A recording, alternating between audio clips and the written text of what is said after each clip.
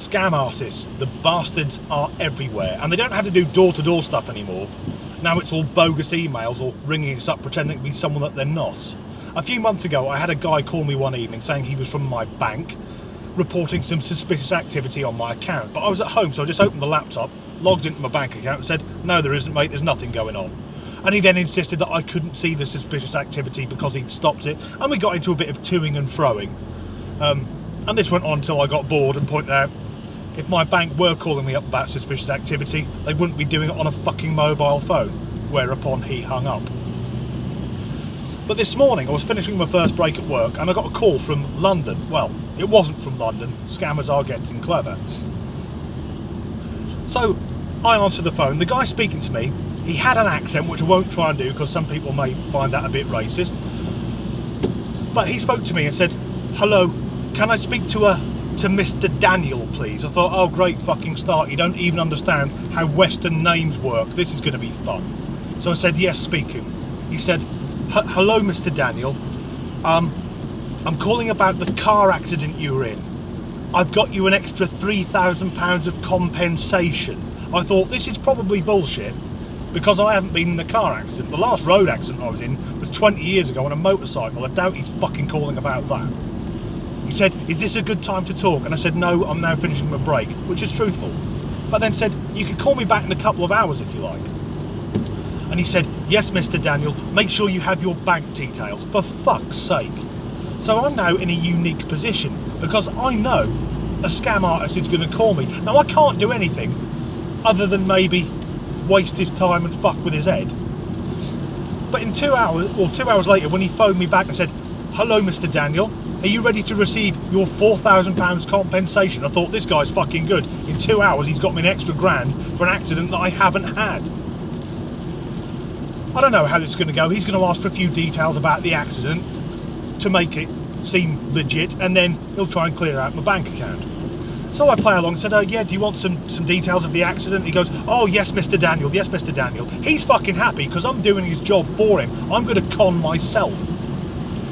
But I haven't been in an accident, so I thought what I do instead is very vaguely talking through the plot of Star Wars from the perspective of Luke Skywalker and see how long I could keep this going. A lot longer than I fucking thought it would. So I said, well, what happened was I was working on my uncle's farm and he just bought some new droids. Not new droids, but new to him. Do you know what I mean? Yes, Mr. Daniel. He hasn't asked what I'm talking about droids. He's not really listening. He just needs me to finish wittering on and then try and clean me out. So I continue. One of these droids, right, it wandered off. You know how they do, don't you? "Oh, yes, Mr. Daniel." Yeah, so it wandered off and it turned out we met this old boy called Ben. And how mad is this? He used to own it. "Oh, yes, Mr. Daniel." Anyway, Ben, he needed to get to Alderaan. "Have you been to Alderaan?" "Nothing." I said, "Have you been to Alderaan?" Oh, sorry, Mr. Daniel. Yes, very nice." It's not very nice.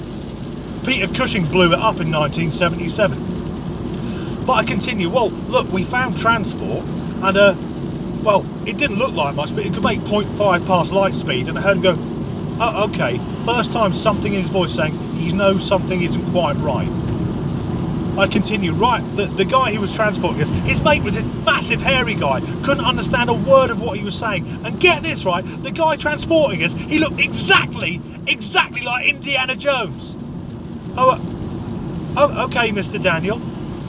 So I then carried on. I said, "Well, when we went to get to Alderaan, right, it wasn't there. It had gone. And that's how we got caught in a tractor beam, right, and ended up on the Death Star and just let it hang there." And after a couple of moments, this guy comes back and goes, "Mr. Daniel, what are you talking about?" And I said, "The Death Star."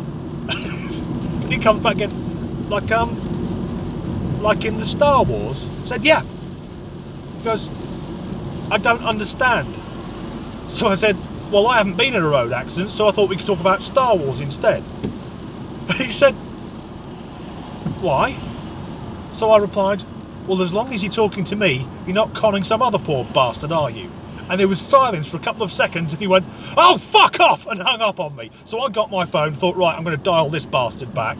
By the time I pressed dial, that number had been deleted. Now, I haven't really achieved anything other than enjoy myself. And I'd urge you, if you get any scam artists, do the same thing. Just fuck with the head. If enough of us do it, then they might give up. I can't wait for the next guy to call me, because then I'm going to go, well, I'm going to do Raiders of the Lost Ark, just so I can say, you're never going to believe this. You won't believe this, right? The guy with the whip, he looked exactly like Han Solo. Exactly!